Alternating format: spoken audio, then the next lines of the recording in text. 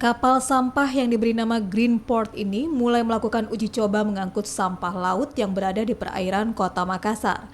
Kapal yang memiliki kecepatan 20 knot di atas laut ini dapat menampung sampah seberat 1 ton. Kapal yang didatangkan Pelindo 4 Makassar ini merupakan buatan Indonesia yang dikerjakan selama 4 bulan dan mempekerjakan 22 orang. Menurut rencana, kapal sampah ini akan diproduksi secara massal dan diharapkan kapal ini dapat mengurangi sampah di laut, khususnya di Pelabuhan Soekarno-Hatta. Ini sebenarnya ide dari Pak Dirut mengadakan kapal sampah uji coba di Pelabuhan Makassar. Ternyata setelah datang kapal sampah ini dioperasikan ternyata sangat-sangat maksimal.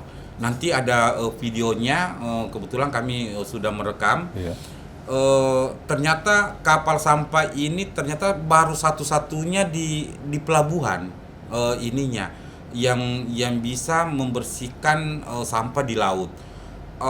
Tadi Dirjen KLHK berkunjung ke Pelabuhan Makassar melihat karena dia dapat informasi bahwa ada kapal sampah di Pelabuhan Makassar. Dia berkunjung tadi jam 10 pagi.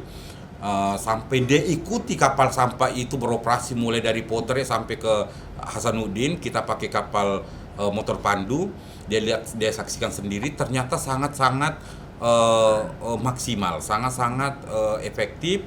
Dan bahkan Ibu Dirjen tadi menanyakan buatnya di mana.